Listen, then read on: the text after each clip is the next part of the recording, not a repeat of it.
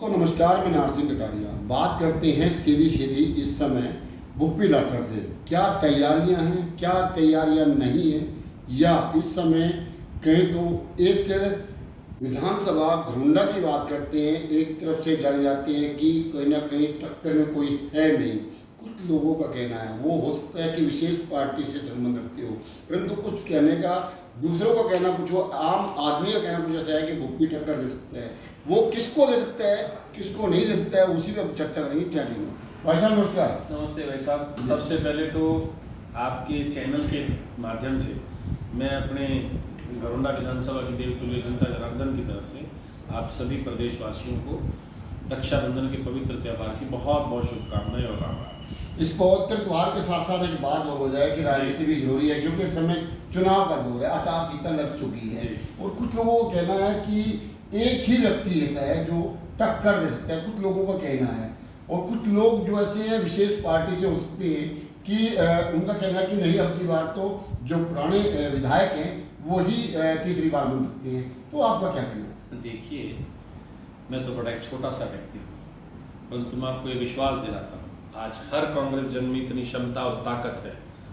आदरणीय राहुल गांधी जी की भारत जोड़ो यात्रा के उपरांत जो एक ऊर्जा का संचार इस देश और प्रदेश की जनता जनार्दन में हुआ है, इस बार निश्चित तौर पे बदलाव तय है।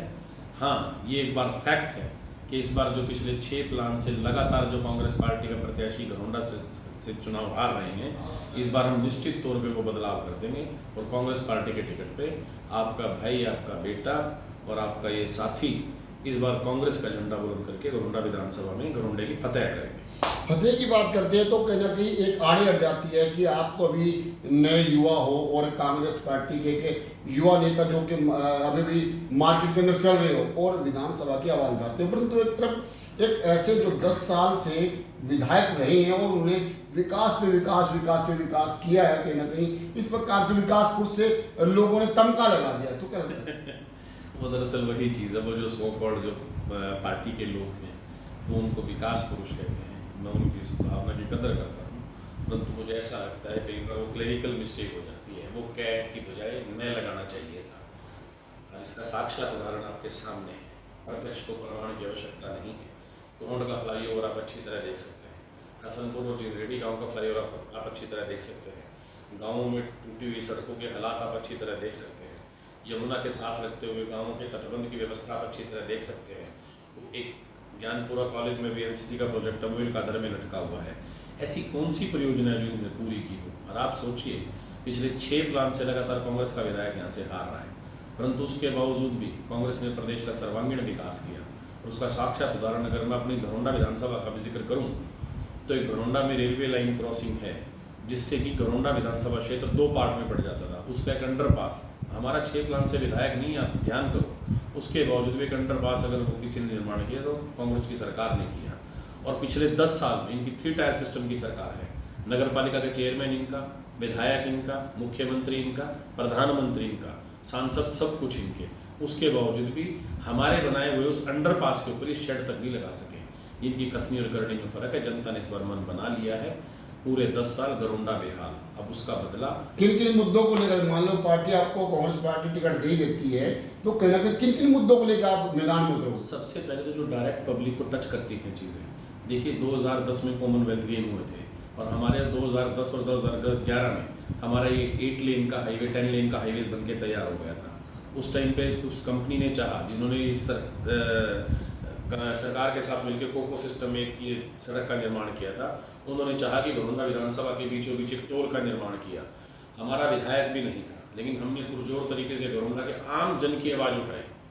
हालांकि विधायक नहीं थे, इसमें बार बार दोहरा रहा हूँ, आम जन की आवाज़ उठाई, और हमारे प्रदेश के नेतृत्व और केंद्रीय नेतृत्व ने उस चीज़ को समझा और उस कंपनी को मजबूर किया कि भाई यहाँ नहीं जाएगा, ये डिस्ट्रिक्ट के जो बॉर्डर्स हैं उस पर आप ये टोल लगा लीजिए। परंतु अनलकीली आप देखिए कथनी और करनी का फर्क। अनलकीली राजनीति कोई लाठी डंडे की लड़ाई नहीं है, ये एक विचार है, एक विचारधारा की लड़ाई है। अनलकीली 2014 में जब भारतीय जनता पार्टी की सरकार आई, तो जो यहाँ से भाजपा के विधायक हैं मेरे बड़े भाई रविंद्र कल्याण जी, बिल्कुल उनके घर के सामने वो टोल टैक्स आज चालू है। आज हर रामजन परेशान हो रहा है। सबसे पहले तो इस टोल टैक्स को उठा के जो डिस्ट्रिक्ट बॉर्डर है, या तो ये वहाँ जाएगा या यहाँ से ख़त्म हो जाएगा। इस टोल टैक्स को हम हटवाने का काम करेंगे। दूसरा, जो सबसे बड़ी आज हमारे सामने की विडंबना है, जो हमारे प्रदेश का युवा देश छोड़ करके प्रदेशों की तरफ विदेशों की तरफ अग्रसर हो रहा है, हम उसकी भी ऐसी व्यवस्था करेंगे कि या तो वो विदेश जाए ना, और अगर विदेश जाए तो ऐसे सुगम रास्ते से जाए कि अगर परिवार में कोई दुख तकलीफ और कोई सुख का माहौल प्रभु कृपा से है तो वो उसमें शरीक हो सके। इस तरह से लोगों का जो भारी संख्या में पलायन हो रहा है, इससे ना तो हमारा भूखंड बचा है, ना हमारी संस्कृति बची है। ये देश के लिए बड़ा खतरनाक माहौल है। इसके लिए भी हमें देखना है, शिक्षा और स्वास्थ्य का सुधार भी हमें करना है। इसके साथ साथ कहते हो कि ना बिना पर्ची के कहीं भाजपा ने नौकरी दी है और 1,20,000 लोगों को लगभग पक्का, और कुछ लोगों की जो तनख्वाह में सैलरी में वृद्धि की है, तो उसको कैसे झुठला पाएंगे, टक्कर कैसे दे पाएंगे? ऐसा ये सब के सब जुमले हैं। आप सोचिए, इन लोगों को तो मतलब मैं उदाहरण देने लगूंगा तो थोड़ा मेरा इंटरव्यू लंबा हो जाएगा, वरना तो मैं उदाहरण के साथ आपके सामने प्रत्यक्ष रखता, आपके सामने इनका रिपोर्ट कार्ड रखता। अगर ये चीज़ साक्षर होती तो इन लोगों ने क्यों नहीं पास किया? इन्होंने आनंद फानंद में चुनाव डिक्लेयर कर दिया, क्योंकि इनके पास कोई ऐसा कोई काम ही नहीं है जिसको गिना करके जनता के बीच में जाए। इनका दिवालिया पिट चुका है। जो 1,20,000 ये कहते हैं कि हमने कच्चे कर्मचारी पक्के किए हैं, इन्होंने सिर्फ कच्चे कर्मचारी हो चाहे पक्के कर्मचारी हो, उनको लाठी डंडों से पीटा है। कोई एक सर्कुलर बता दीजिए जिससे कि नौकरी पक्की होने वाली है। उसके अंदर इतनी सारी अड़चनें थी, इतनी ज़्यादा टर्म्स एंड कंडीशंस थी, जिसकी वजह से वो कारगर साबित नहीं कर पाए। बताया जाता है कि मनोहर लाल से बेरुख लोग जो कहते हैं, बेरुखे वो माने जाते थे, वो लोग कहते हैं नायब सैनी ने मना लिए, तो क्या लगता है? वो मैंने देख लिया, इन्होंने मनोहर लाल जी को तो भाजपा के शीर्ष नेतृत्व ने रिजेक्टेड मुख्यमंत्री का तमगा लगा करके जिस तरह से प्रदेश के मुख्यमंत्री पद से हटाया था, उसी तरह आदरणीय नायब सैनी जी को तो एक रबड़ स्टैंप घोषित कर दिया है। कल ही मैं करनाल की मीडिया के चैनल के माध्यम से देख रहा था, कल वो अपने विधानसभा क्षेत्र में आए हुए थे, और आप जैसे एक पत्रकार साथी ने जब उनसे सवाल किया कि आज 3 बजे एक press conference election commission of India की, तो क्या हरियाणा में चुनाव संभव है? देन दे क्लियरली सेज कि किसने कहा है, और गुस्से से उन्होंने उस पत्रकार को इवन डांटा भी, क्योंकि इनका अहंकार आज की डेट में 7वें आसमान पे है कि आपको किसने कहा हरियाणा के चुनाव तय समय पे होंगे। और ठीक 3 घंटे के बाद 12 बजे वो अपना ये बयान दे रहे हैं, और 3 बजे इलेक्शन कमीशन ऑफ इंडिया ने हरियाणा का चुनाव डिक्लेयर कर दिया।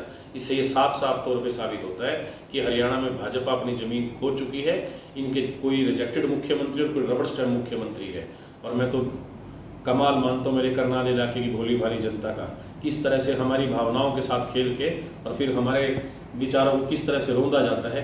इस बार करनाल बदलाव करने वाला है और अपने इलाके की शान बढ़ा। बहन कुमारी सैलजा लगातार कहीं ना कहीं प्रणाम करते नजर आ रही है, और जन संदेश यात्रा जो कांग्रेस की है वो लेकर के कहीं ना कहीं हर जिले में जा रही है, तो क्या लगता है उससे कुछ ना कुछ फायदा मिल पाएगा? 100% मिलेगा। आज मेरे नेता आदरणीय रणदीप सिंह सुरजेवाला जी भी नीलोखेड़ी में थे, और परसों दोबारा हमारी बड़ी बहन मेरी आदरणीय नेता बहन कुमारी शैलजा जी और रणदीप सिंह सुरजेवाला जी वो करनाल में जन संदेश यात्रा लेकर के आ रहे हैं। और मुझे तो ऐसा लग रहा है कि चौधरी वीरेंद्र सिंह जी भी, जो हमारे कांग्रेस के शीर्ष नेता हैं और अभी भारतीय जनता पार्टी से छोड़ के आए सांसद ब्रजेंद्र सिंह जी भी, वो भी करनाल में आ रहे हैं। और आपके चैनल के माध्यम से मेरा आप इसको निजी निमंत्रण समझना, सेक्टर 12 पेट्रोल पंप के नज़दीक सुबह 10:30 बजे आप लोग ज़्यादा से ज़्यादा संख्या में मेरे नेताओं, मेरी बहन कुमारी शैलजा जी को, रणदीप सिंह सुरजेवाला जी को सुनने के लिए पहुंचें, और अपने भाई को, अपने बेटे को, भूपेंद्र लाठर को ताकत देने के लिए ज़्यादा से ज़्यादा संख्या में सेक्टर 12 के उस ग्राउंड में पहुंचे। मेरी ऐसी विनम्र प्रार्थना है। तो दोस्तों, हमारे साथ जुड़े हुए थे भूपी लाठर, जो कि कहने कहीं अपने आप में एक